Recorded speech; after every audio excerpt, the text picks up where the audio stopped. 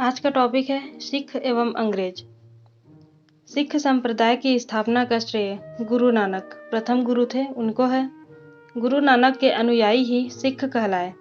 ये बादशाह बाबर एवं हुमायूं के समकालीन थे, बाबर और हुमायूं के।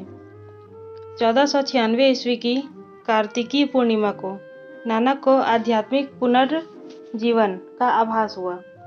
गुरु नानक ने गुरु का लंगर नामक निःशुल्क सहभागी भोजनालय स्थापित किए। गुरु नानक ने अनेक स्थानों पर संगत, धर्मशाला और पंगत यानी के लंगर स्थापित किए। संगत और पंगत ने गुरु नानक के अनुयायियों के लिए एक संस्था का कार्य किया, जहां वे प्रतिदिन मिलते थे। गुरु नानक की 1538 करतारपुर में मृत्यु हो गई। गुरु अंगद 1539 से 1552 ईस्वी तक सिखों के दूसरे गुरु थे। इनका प्रारंभिक नाम लहना था। इन्होंने नानक द्वारा शुरू की गई लंगर व्यवस्था को स्थायी बना दिया। गुरुमुखी लिपि का आरंभ गुरु अंगद ने किया। सिखों के तीसरे गुरु अमरदास 1552 से 1574 ईस्वी तक थे। गुरु अमरदास ने हिंदुओं से पृथक होने वाले कई कार्य किए। हिंदुओं से अलग विवाह पद्धति लवन को प्रचलित किया। अकबर ने गुरु अमरदास से गोविंदवाल जाकर भेंट की और गुरु पुत्री बीबी भानी को कई गांव दान में दिए। अमरदास ने 22 गद्दियों की स्थापना की और प्रत्येक पर एक महंत की नियुक्ति की। बीबी के पति रामदास 1574 से 1581 ईस्वी सिखों के चौथे गुरु हुए। अकबर ने बीबी भानी को 500 बीघा भूमि दी। गुरु रामदास ने इसी भूमि पर अमृतसर नामक जलाशय खुदवाया और अमृतसर नगर की स्थापना की।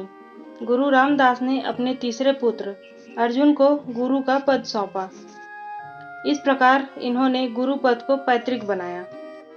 इससे हमें पता चलता है कि अभी तक में सिख में 5 गुरु बन चुके हैं। पहले हैं गुरु नानक, उसके बाद बने गुरु अंगद, फिर बने गुरु अमरदास, उसके बाद बीबी भानी के पति रामदास और उनके बाद गुरु बने रामदास के पुत्र अर्जुन। इस प्रकार गुरु अर्जुन 1581 से 1606 ईस्वी तक सिखों के 5वें गुरु हुए। इन्होंने सिखों के धार्मिक ग्रंथ आदि ग्रंथ की रचना की। इसमें गुरु नानक की प्रेरणाप्रद प्रार्थनाएं और गीत संकलित हैं। नोट: गुरु ग्रंथ साहिब यानी आदि ग्रंथ में सिख गुरुओं के साथ साथ कबीर, नामदेव एवं रैदास की रचनाओं को भी सम्मिलित किया गया है। कबीर, नामदेव एवं रैदास। गुरु अर्जुन ने अमृतसर जलाशय के मध्य में हरमंद साहब का निर्माण कराया। राजकुमार खुसरो की सहायता करने के कारण जहांगीर ने 1606 ईस्वी में गुरु अर्जुन को मरवा दिया। सिखों के छठे गुरु हरगोविंद। छठवें गुरु कौन थे? हरगोविंद 1606 से 1645 ईस्वी हुए। इन्होंने सिखों को सैन्य संगठन का रूप दिया तथा अकाल तख्त या ईश्वर के सिंहासन का निर्माण करवाया। ये 2 तलवार बांधकर गद्दी पर बैठते थे एवं दरबार में नगाड़ा बजाने की व्यवस्था थी। इन्होंने अमृतसर की किलेबंदी की। सिखों के 7वें गुरु हर राय 1645 से 61 ईस्वी तक हुए। इन्होंने दारा शिकोह को मिलने आने पर आशीर्वाद दिया। सिखों के 8वें गुरु हरि किशन 1661 से 64 ईस्वी तक हुए। इनकी मृत्यु चेचक से हो गई। इन्हें दिल्ली जाकर गुरु पद के बारे में औरंगजेब को समझाना पड़ा था। सिखों के 9वें गुरु तेग बहादुर 1664 से 75 ईस्वी तक हुए। इस्लाम स्वीकार नहीं करने के कारण औरंगजेब ने इन्हें वर्तमान शीशगंज में गुरुद्वार के निकट मरवा दिया। सिखों के 10वें एवं अंतिम गुरु गुरु गोविंद सिंह थे 1675 से 1708 ईस्वी तक। इनका जन्म 1666 ईस्वी में पटना में हुआ था। गुरु गोविंद सिंह अपने को सच्चा पादशाह कहा करते थे। इन्होंने सिखों के लिए 5 ककार अनिवार्य किया, अर्थात प्रत्येक सिख को केश, कंघा, कृपाण, कच्छा और कड़ा रखने की अनुमति दी और ये सभी लोगों को अपने नाम के अंत में सिंह शब्द जोड़ने के लिए कहा। गुरु गोविंद सिंह का निवास स्थान आनंदपुर साहिब था एवं कार्यस्थली पाओता थी।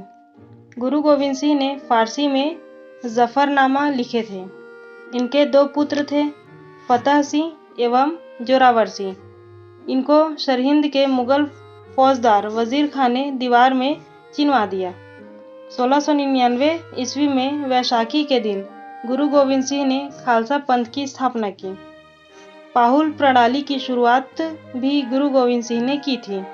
गुरु गोविंद सिंह ने सिखों के धार्मिक ग्रंथ आदि ग्रंथ को वर्तमान रूप दिया और कहा कि अब गुरुवाणी सिख संप्रदाय के गुरु का कार्य करेगी।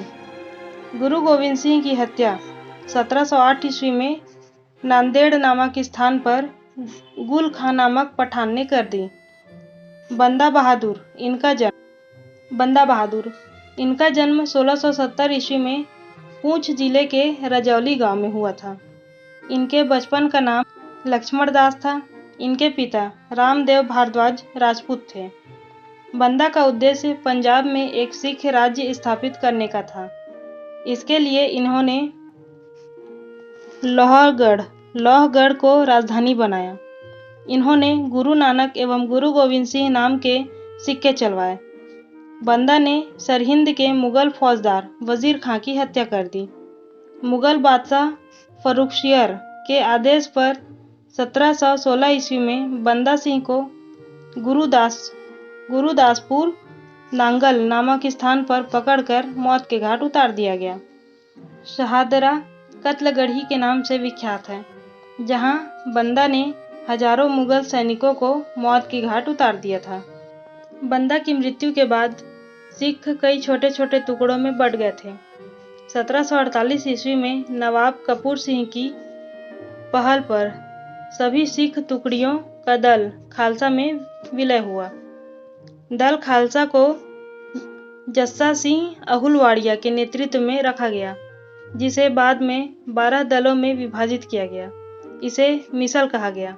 मिसल अरबी भाषा का शब्द है जिसका अर्थ समान होता था। रणजीत सिंह का जन्म गुजरांवाला में 2 नवंबर 1780 ईस्वी को सुकर चकिया मिसल के मुखिया महा सिंह के यहाँ हुआ था। इनके दादा चरत सिंह ने 12 मिसलों में सुकर चकिया मिसल को प्रमुख स्थान दिया। 1798 से 99 ईस्वी में रणजीत सिंह लाहौर का प्रथम शासक बना।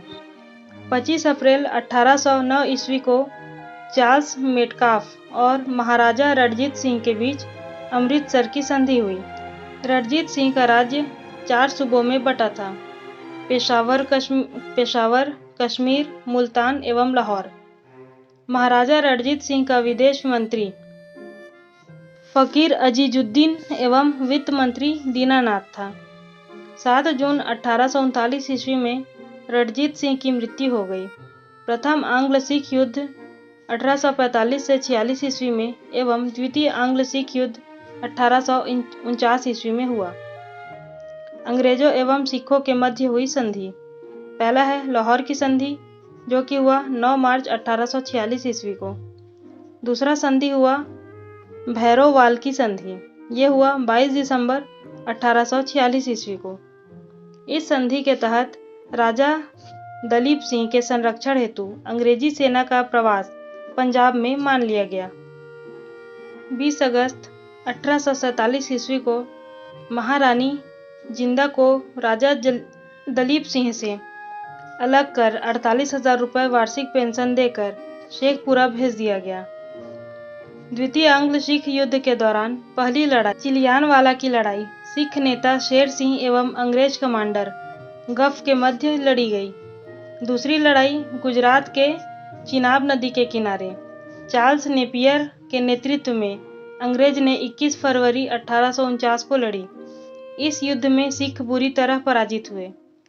लॉर्ड डलहौजी की 29 मार्च 1849 ईस्वी की घोषणा द्वारा संपूर्ण पंजाब का विलय अंग्रेजी राज्य में कर लिया गया। महाराजा दिलीप सिंह को 50,000 पाउंड की वार्षिक पेंशन दे दी गई और उसे शिक्षा प्राप्त करने के लिए इंग्लैंड भेज दिया गया। सिख राज्य का प्रसिद्ध हीरा कोहिनूर को महारानी विक्टोरिया को भेज दिया गया। इस प्रकार संपूर्ण पंजाब और सिख सभी अंग्रेजों के अधीन हो गए। यह रहा सिख एवं अंग्रेज का इतिहास। इसके बाद है अगला टॉपिक, कंपनी के अधीन गवर्नर जनरल। ये थोड़ा लंबा टॉपिक रहेगा।